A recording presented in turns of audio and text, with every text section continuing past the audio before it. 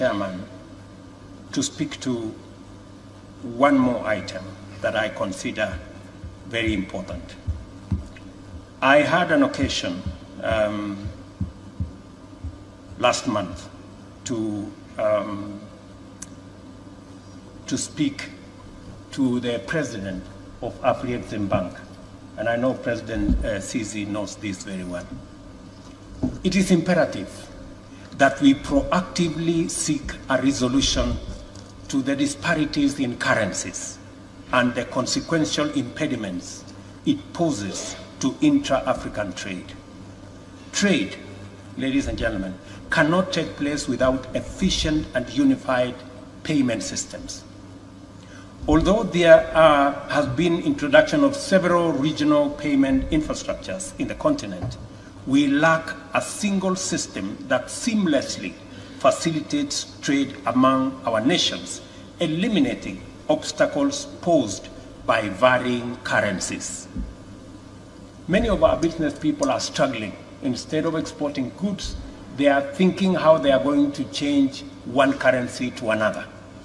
And sometimes we parachute dollars and euros and all manner of currencies into our trade, and by so doing, we lose competitiveness. I am delighted to note that Afreximbank, in its mandate to facilitate intra-Africa and extra-Africa trade, embarked on building a centralized payment and settlement system to support trade under ACFTA, and I hope by extension under COMESA. It is called the Pan-African Payment and Settlement System. Banks and payment providers can plug directly to it to enable secure and instant payment in local currency. The system is designed to reduce or eliminate the challenges of cross-border payments, and by so doing, accelerate intra-Africa trade.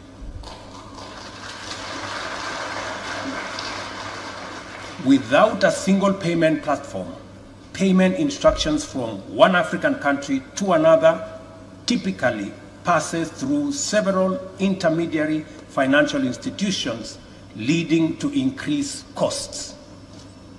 I know we have gotten stranded, for example, with paying for sugar, which we import from Egypt because of dollar challenges. We've had to negotiate with countries where we sell our tea because of challenges of finding dollars. It is time we figured out as a continent how we can eliminate the challenge of looking for currencies of other people by making sure that we have our own ecosystem that will make it possible for our business people and for our traders to be able to transact without having to worry about which currency they are dealing with. Let me also say one more thing, ladies and gentlemen.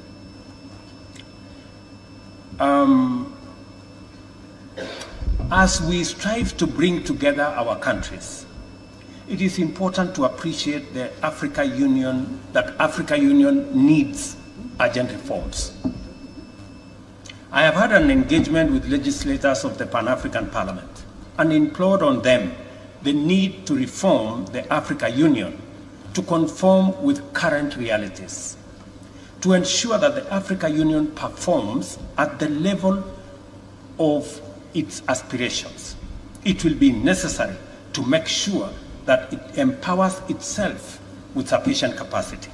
Otherwise, African solutions, as we say, the Agenda 2063 as we plan, the Africa Continental Free Trade Area, and the young, clean, green continent of the future will become a pale reality.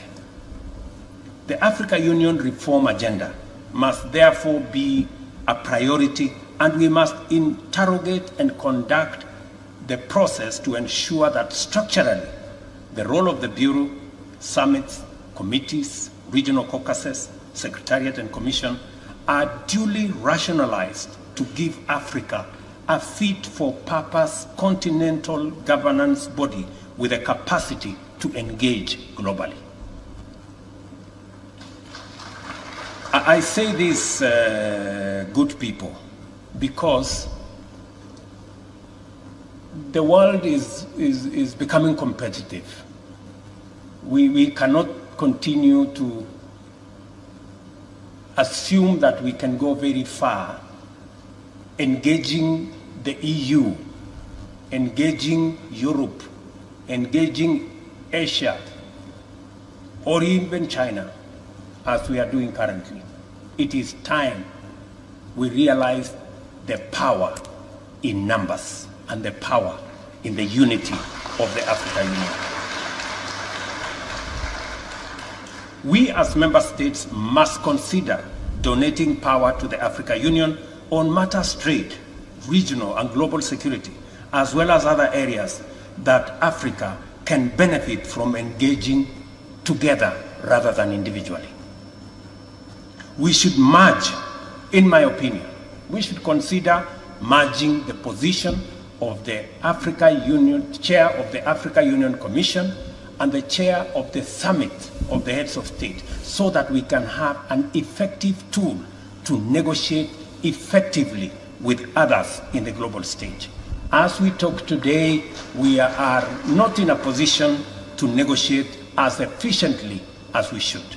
And that is why our voice is not as clear, is not as loud as we should.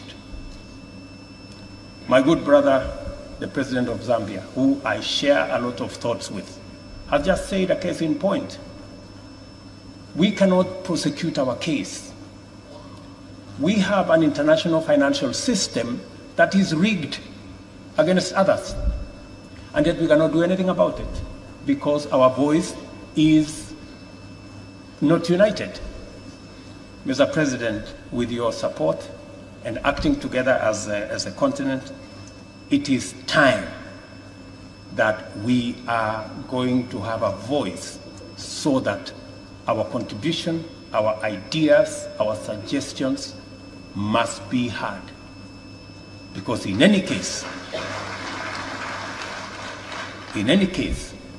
we are the largest borrowers from some of these international financial institutions. And it is very important that we begin that conversation. Good people, I know I have said more than I should. It's my maiden speech, so you can allow me to stretch it a bit. On trade, the combined population of COMESA member states at 580 million, with a GDP of US dollars 768 billion, is a tremendous opportunity. The potential for intra-COMESA trade is simply enormous, and the demand for value-added products is bound to keep growing well into the future. Value-adding offers higher returns, incentivizes industrialization, enhances productivity, deepens technological advancement, increases high-quality jobs, bolsters wealth creation, and promotes competitiveness. There is a very strong case for us in COMESA to shift away from primary production, especially of agricultural commodities, to industrial manufacturing across all sectors. I listened to you, Mr. President, and you spoke to this subject. We cannot continue as a continent to be a continent that exports primary products. Our contribution as a continent to international trade is only 3%, in a case where we contribute close to 18% of the world population at the moment. Our intra-Africa trade is only at 17%, while others, whether it is in Europe, it is at 70%, in Asia, it is at 60%, in other areas, it's at 40%. In Africa, it's only at 17%. It speaks to the huge opportunity that we have for intra-Africa trade, and that is why I agree with you that we should eliminate the borders that act as barriers for trade, for movement of people, for movement of goods, and for movement of services. Regionally, several obstacles separate COMESA from its vision of prosperity through integration and industrialization.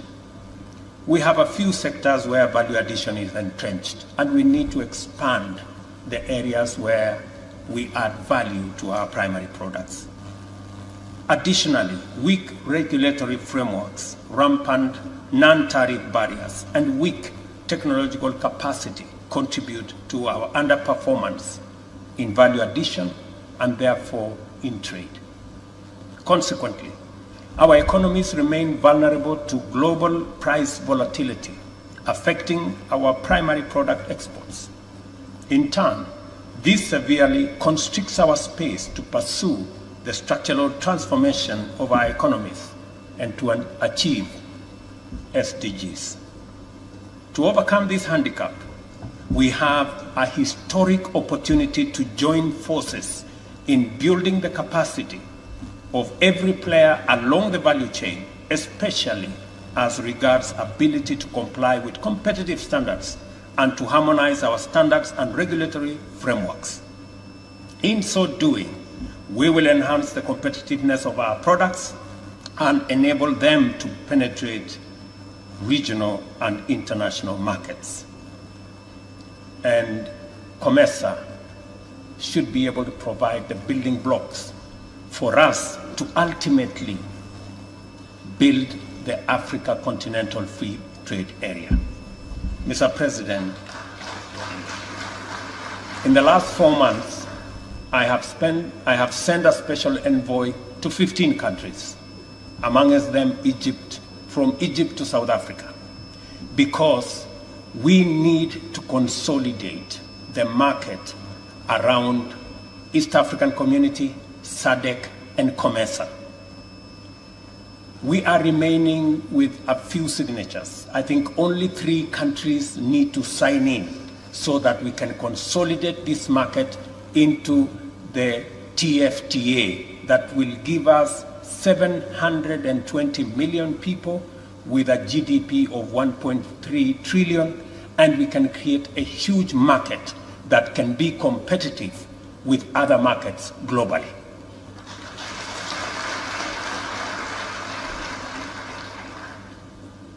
Your Excellencies, time is of the essence.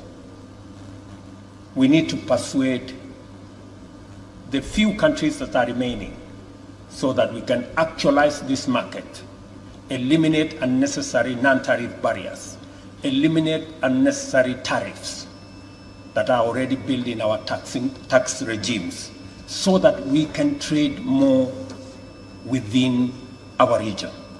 There is absolutely no justification for us in Africa to remain at 17% of intra-African trade when others are at 70%. There is no justification. It is not wise, it is not intelligent, it is not right.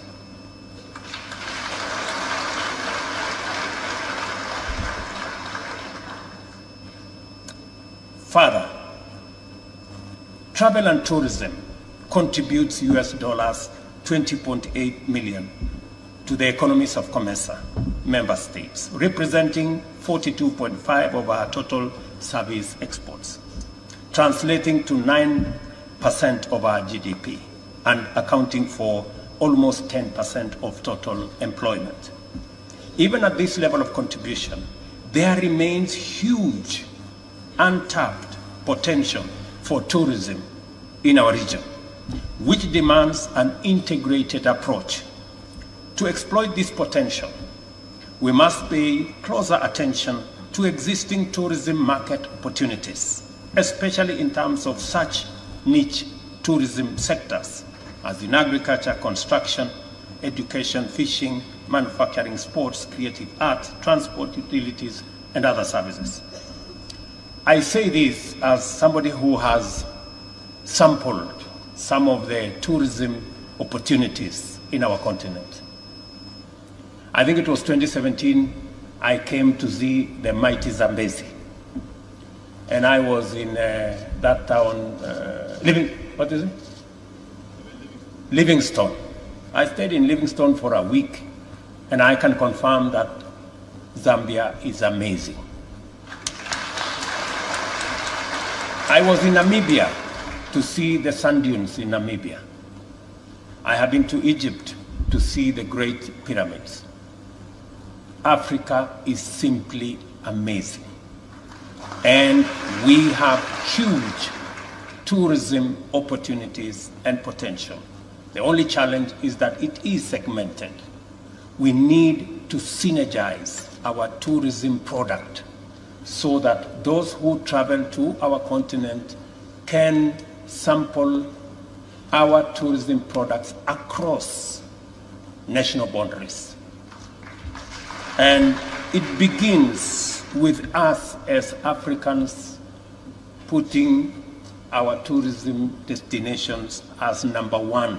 Before you imagine going to Dubai or going to somewhere in the US, please imagine going to somewhere in Africa. We have great tourism potential. Further, it is imperative for us to liberalize the service industry by pursuing accelerated conclusion of the Africa Continental Free Trade Area negotiations on trade in services.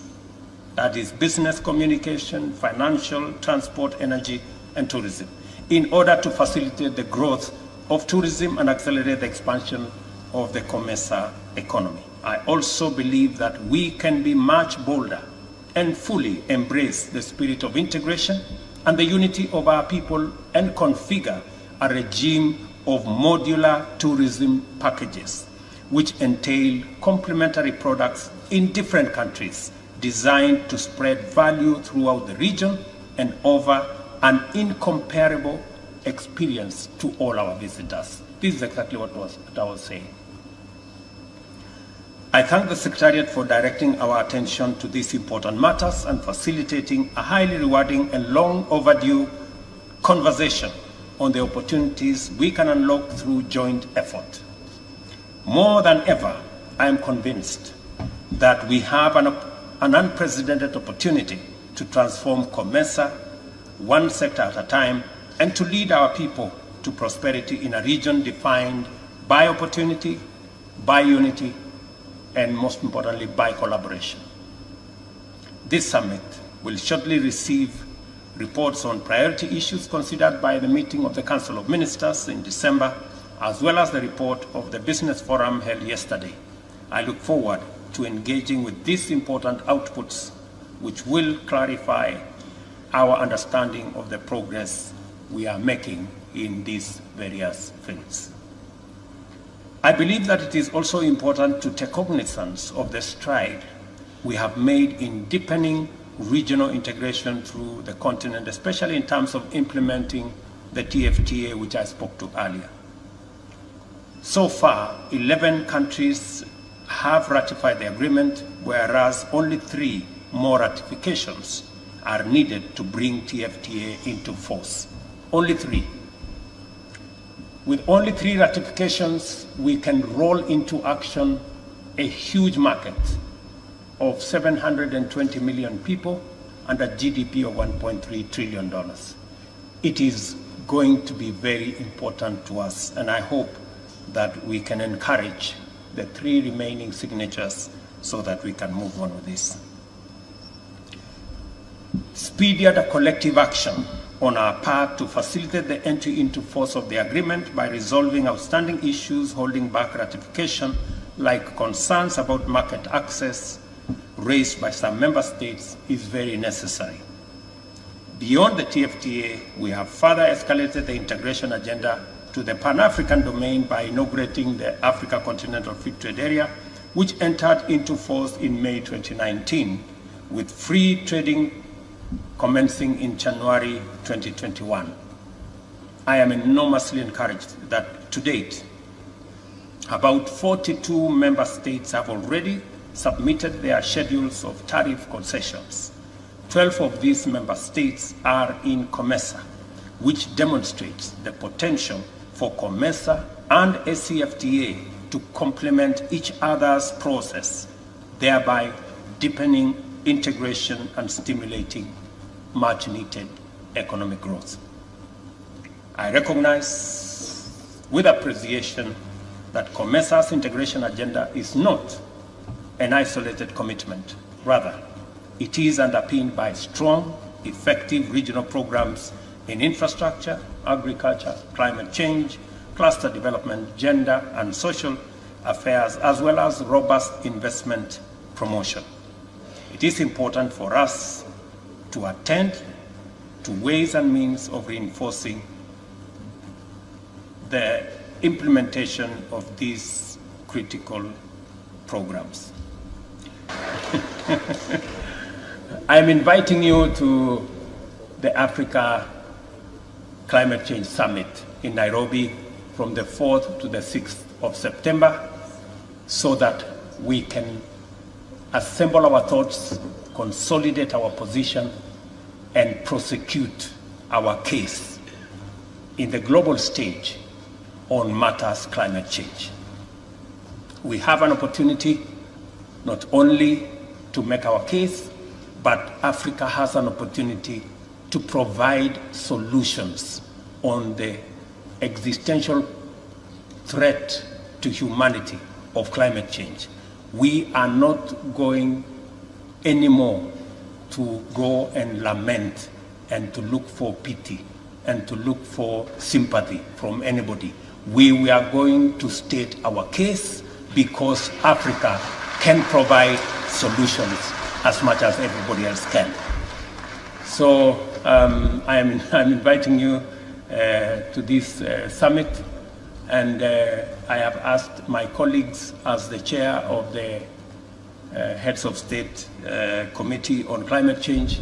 I will be attending the Financial New Deal Summit that will be held in Paris later this month. And I promise you, I intend to make our case.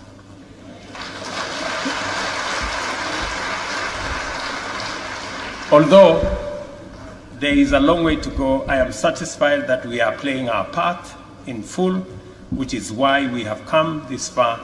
I sense a renewed commitment to stronger economic performance at home and regionally, and a clearer sense of urgency arising from the unique imperative of this moment. I am therefore confident that through economic integration anchored on green investment, value addition and tourism, we are going to usher in an era of